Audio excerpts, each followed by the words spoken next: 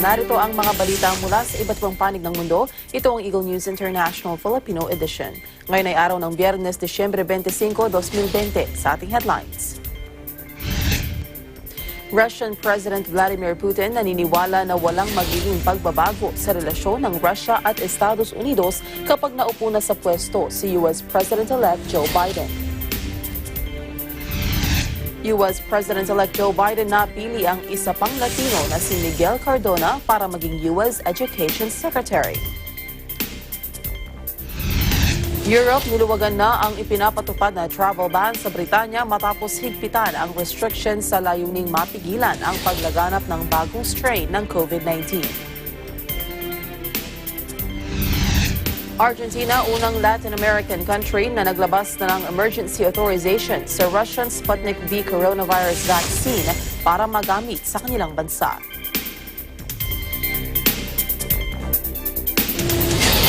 Ako po si Maricar Velasco, ang inyong magiging tagapagbalita. Sa detalye ng mga balita, naniniwala si Russian President Vladimir Putin na walang magiging pagbabago sa relasyon ng Russia at Estados Unidos kapag naupo na sa pwesto si US President-elect Joe Biden. Si Putin ang isa sa mga huling world leaders na bumati kay Biden sa kanyang panalo sa eleksyon. Ipinarating ni Putin ang kanyang congratulatory message kay Biden 6 na linggo matapos ang November 3 elections. Sinabi ng Russian President na wala siyang inaasahang magiging pagbabago sa relasyon ng dalawang bansa sa kabila ng pahayag ni Biden na pananagutin niya ang nasa likod ng major cyber attack sa US government kung saan itinuturo ang Russia na nasa likod ng naganap na hacking. Теперь по поводу того, что там меняется руководство в Штатах, и нам будет труднее. Ну, не думаю, там будет как обычно. Теперь по поводу того, что там меняется руководство. Samantala, pinangalanan ni US President-elect Joe Biden si Miguel Cardona na maging Education Secretary. Sinabi ng incoming President na ang appointment ni Cardona ay makakatulong para matugunan ng US ang systematic inequities at mabigyang atensyon ang mental health crisis sa kanilang education system. Mababawasan din anya ang student debt at mabibigyan naman ng karagdagang sahod ang mga guro. Una rito, pinili ni Biden si Alejandro Mayorkas bilang head ng Department of Homeland Security at si Xavier Becerra bilang Health Secretary na pawang mga Latino. Ms. Wilson, God rest her soul. The Secretary of Education we nominate is Dr. Miguel Cardona, fourth grade public school teacher, the youngest principal in the state of Connecticut, first official Latino to serve as the Education Commissioner. It also requires someone who understands the need to prevent the pandemic from further exacerbating the inequities in our education system that represents a compounding problem we're having. They hold back children, they hold back educators, they hold back our country from fulfilling its potential. I was blessed to attend the public schools in my hometown of Meriden, Connecticut, where I was able to expand my horizons and become the first in my family to graduate college and become a teacher, a principal, and assistant superintendent in the same community that gave me so much.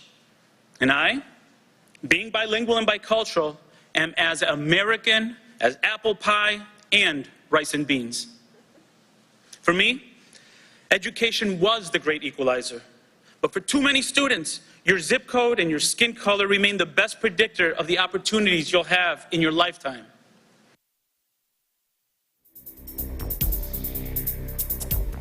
Sa ibang balita, mahigit 1 milyong katao na sa Estados Unidos ang tumanggap ng unang dose ng COVID-19 vaccine. Sinabi ni Centers for Disease Control and Prevention Director Robert Redfield na isa itong mahalagang milestone na kanilang nakamit. Aniya, sa loob lamang ng 10 araw ay mahigit na sa 1 milyon ang kanilang nabakunahan. Gayunman, sinabi ni Monsef Slaoui, Chief Advisor ng Government Operation Warp Speed, na mahihirapan silang makamit ang target na makapagbakuna ng 20 milyong katao sa buwang ito. Kumpiyansa naman ng opisyal na makakamit ng US ang planong makapagbakuna ng 100 milyong katao sa pagtatapos ng unang quarter ng 2021 at 100 milyon sa ikalawang quarter. So today, we've allocated 15.5 million doses of vaccine, and we are on track to allocate another 4.5 to 5 million next week, which will bring us to 20 million doses of vaccine allocated to America before the end of the year. We'll finish those deliveries in the first week of January, 4, 5, 6 January, to make sure that all those doses are available to the American people.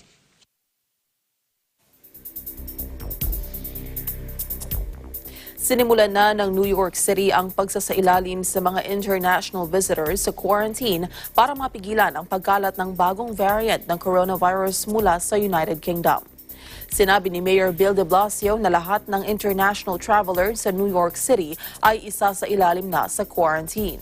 Dahil dito, oobligahin ng lahat ng international travelers na ibigay ang kanilang contact information pagdating nila ng New York City.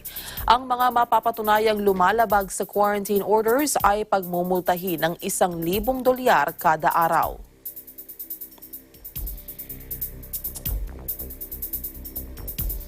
Samantala, nakabiyahe na ang mga pasahero na may negative virus test results lula ng unang Eurostar trains mula London patungong France. Ito ay matapos buksang muli ng France ang kanilang border ng Britanya. Gayunman, kapansin-pansin na mas kaunti ngayon ang mga pasahero na nagtutungo sa train station. Ayon sa Eurostar spokesman, 60 lamang sa 900 seats sa unang biyahe ng tren ang may pasahero. J'ai les 4 enfants, les autres 3 sont déjà ici, et ça, c'est toute la famille sera ensemble. Donc oui, c'est beaucoup mieux. J'ai dû me lever à 5 h du matin pour rater un avion, trouver un train. Les dépenses, on n'en parle même pas. Mais bon, contente d'être arrivée au moins, c'est l'essentiel.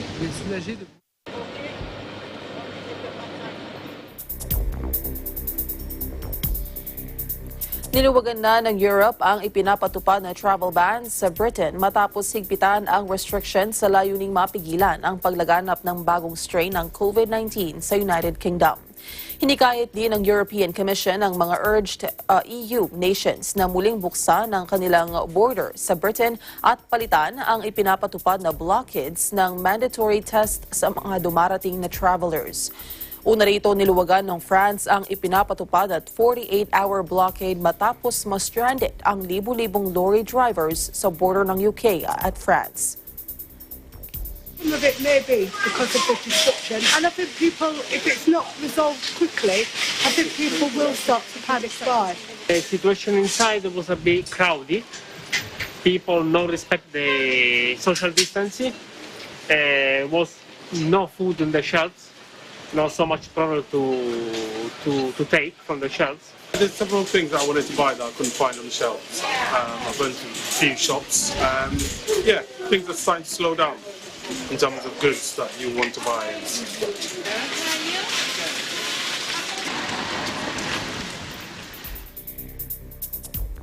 Ang iba pang mga balita sa pagbabalik ng Eagle News International Filipino Edition.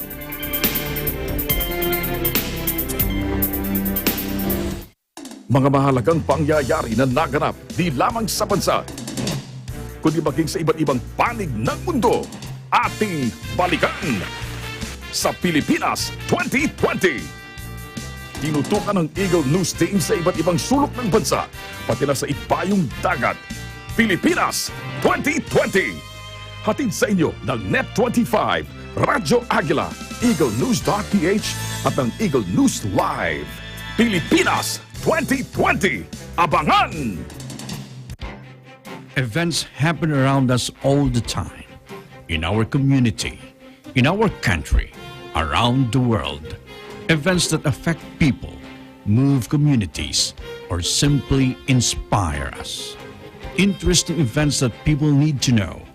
In these interesting times, we continue to be a competent partner in delivering news about these events. Fast, accurate, balanced. Eagle News, because we live in interesting times.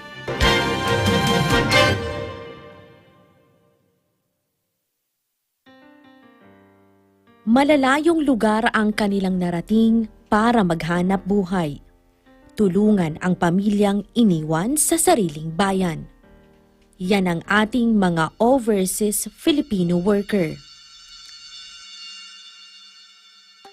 Pero dahil sa di pangkaraniwang pangyayaring hatid ay krisis, may ilan sa kanilang nagpasyang umuwi.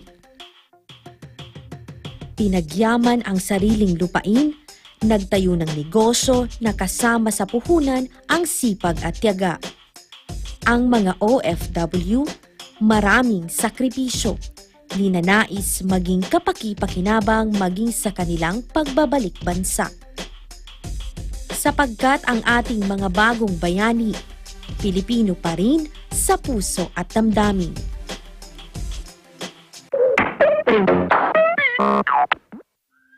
Turuan din natin ang mga bata ng tamang paghugas ng mga kamay. Basain ang kamay ng tubig at lagyan ng sabon. Kuskusin ang iyong mga palad. Gayon din ang pagitan ng mga daliri. Pati na ang likod ng mga palad at daliri. Ganon din ang iyong hinalaki, kasama ang mga dulo ng iyong mga daliri. Pagkatapos ay iyong palapulsuhan. Gawin ito ng kahit 20 segundo.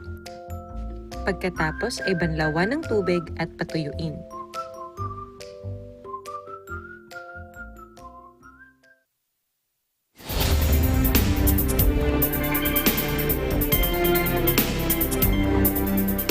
Pinagtibay na ng Canada ang Moderna coronavirus vaccine.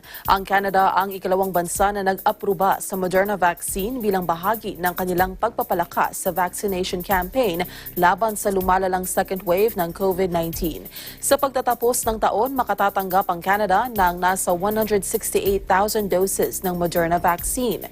Sisimula ng pagbabakuna sa mga remote northern areas. Pagsapit ng Enero 31, target ng Canada na makapagbakuna ng 1.2 million doses ng Moderna at Pfizer.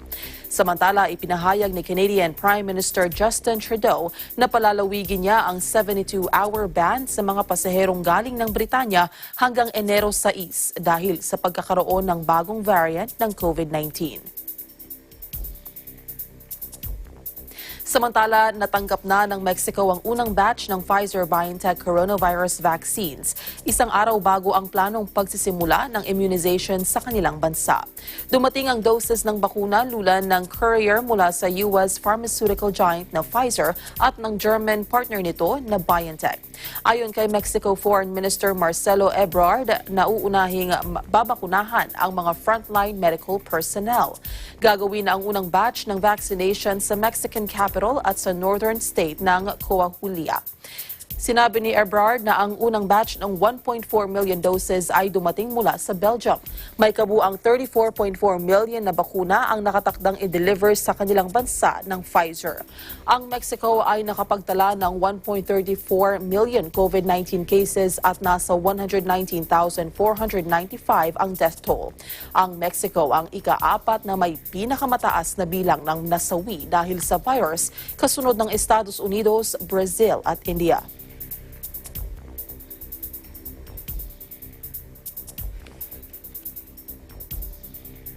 Inihayag ng Brazilian researchers na mahigit sa 50% ang efficacy ng COVID-19 vaccine na ginawa ng Sinovac Biotech ng China batay sa kanilang trial data.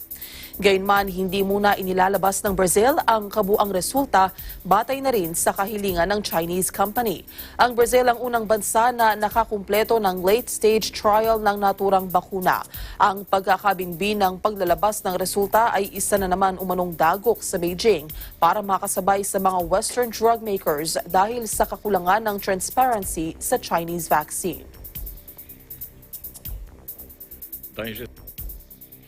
Que essa é a vacina seguramente mais segura de todas que estão em teste nesse momento.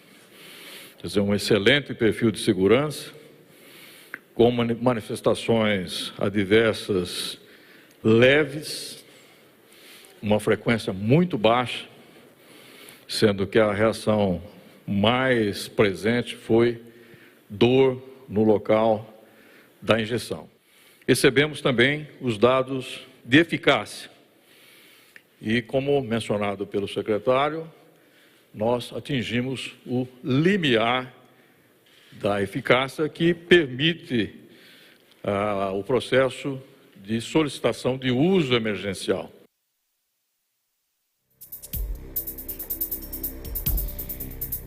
Ipinahayag ng Argentina Health Ministry na binigyan na nila ng emergency authorization ang Russian Sputnik V coronavirus vaccine para magamit sa kanilang bansa.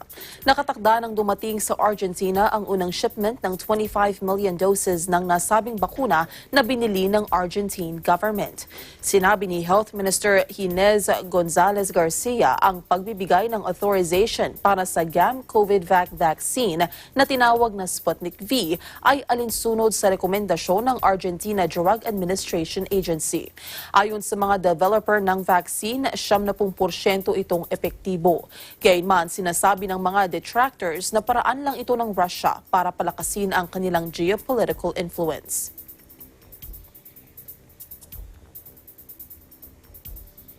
Pinayuhan ng mga otoridad sa Sydney na limitahan ang kanilang paglabas o pamamasyal para mapigilan ang paglaganap ng COVID-19.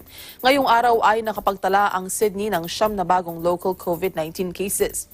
Kaugnay nito, mahigit sa 250,000 katao sa Northern Beach suburbs sa Sydney ang namamalagi sa lockdown matapos lumitaw ang bagong COVID-19 cluster.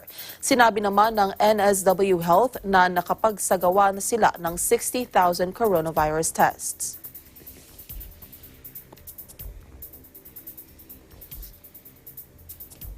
Ang iba pang mga balita sa aming pagbabalik.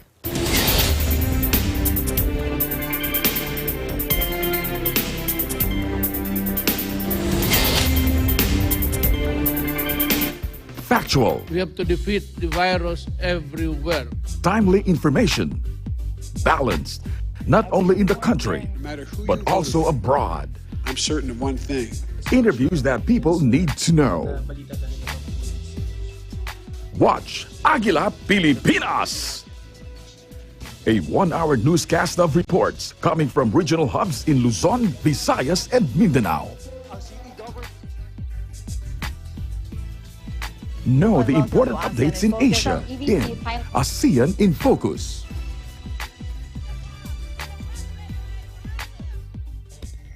Track the latest stories in the provinces in Agila Provincia. Tune into Mata ng Agila, the evening primetime news program of Net25.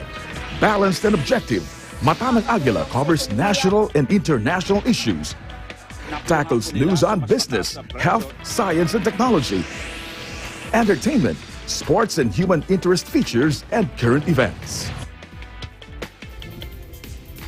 And Eagle News International delivers the latest global reports, impartial, accessible, and up-to-date. It brings to fore EBC's rich international scope and access to valuable information streams. Well, thank you to our help outdoor Catch these programs on Net25. You can also watch our news programs through eaglenews.ph and Eagle News Facebook page and YouTube channel.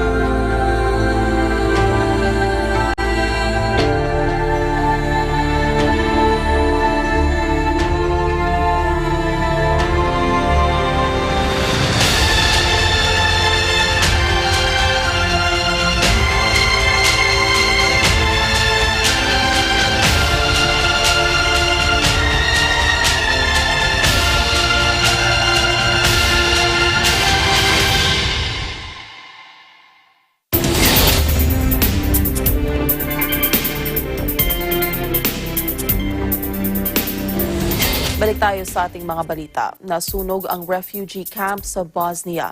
Ito ay sa harap ng krisis na kinakaharap ng bansa sa pagdami ng mga dumarating na migrants. Ayon sa Bosnian police, wala namang casualties sa nangyaring sunog. Naniniwala ang mga otoridad na ang sunog ay kagagawa ng mga dating residente sa refugee camp. Problemado ngayon ang mga otoridad kung saan dadalhin ang nasa 3,000 migrants na nasa lugar.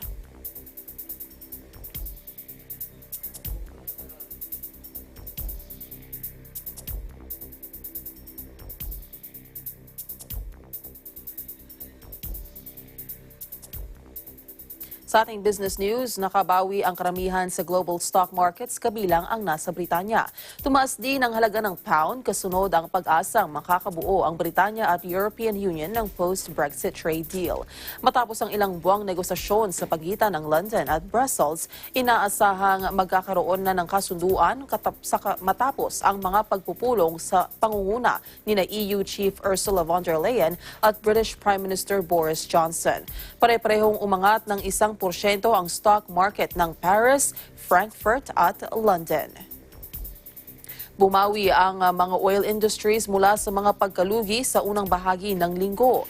Lumakas din ang pound laban sa dolyar matapos buksan ng France ang kanilang border ng UK. Muling umangat ang Tokyo stock sa pagtatapos ng trading kahapon. Ang benchmark Nikkei 225 index ay tumaas ng 0.54% o 143.56 points. Samantala, ang broader topics index naman ay umangat ng 0.51% o 9.06 points. Ayon kay Toshikazu Horiuchi, broker ng EY Cosmo Securities, ang pag-angat ng stock market ay epekto ng inaasahang pagkakaroon ng Brexit deal. Bumagsak naman ng 1.64% ang SoftBank Group na isa sa pangunahing major shareholder ng e-commerce giant.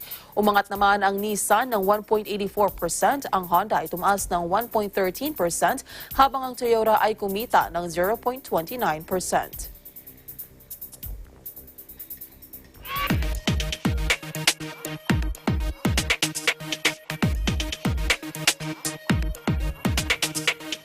Maglulunsad ng Pay for Services ang encrypted messaging app na Telegram. Ayon kay Telegram founder Pavel Durov, hangad nila na mas mapalawig ang serbisyo nito sa kanilang users.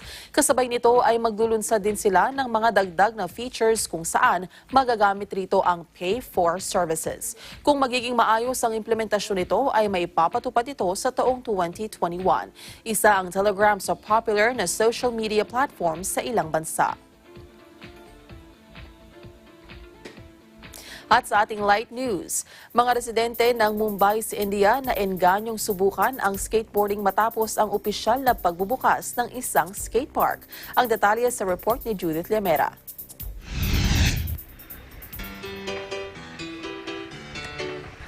Panahon na para sa mga gustong sumubok ng skateboarding tricks. Ito'y matapos buksan sa publiko ang bagong skatepark sa Mumbai, India, makalipas ang ilang buwang lockdown. Layon daw nitong makapagbigay ng pandemic relief. Ayon sa isang skateboarder, walang pinipili ito kahit mayaman man o mahirap. Karamihan daw sa mga residente sa lugar ay mabilis na naeengganyo sa skateboarding na tinawag niyang very friendly sport. अलग फीलिंग आ जाती है तो इसमें ऐसा कोई ज़रूरी नहीं है कि आप अमीर हो गरीब हो कुछ भी हो, हर कोई अट्रैक्ट हो जाता है स्केटबोर्डिंग से। तो इसमें कोई ऐसा ये नहीं है, डिस्क्रिमिनेशन नहीं है और सभी काफ़ी फ्रेंडली चीज़ होता है, इसलिए हर कोई अट्रैक्ट हो जाता है स्केटबोर्डिंग से जल्दी। और अभी तो इंडिया में देखा है तो अभी भी ग्रो हो रहा है, तो ज़्यादा हो रहा है लोगों के लिए काफ़ी। Maging ang founder ng naturang park ay natutuwa rin sa kaaliwang na idudulot nito sa mga kabataan. The moment you open a park, kids will just come looking for it. Like when they stand on the board, they start riding, they get glued onto the board. It's a very liberating feeling for everyone. Para sa Eagle News, Judith Lemera, we live in interesting times. At yan ang kabuuan ng mga balita mula sa iba't ibang bansa. Itong Eagle News International Filipino Edition. Sa pangalan ng mga bumubuo sa Eagle News Service, ako po si Maricar Velasco and we live in interesting times.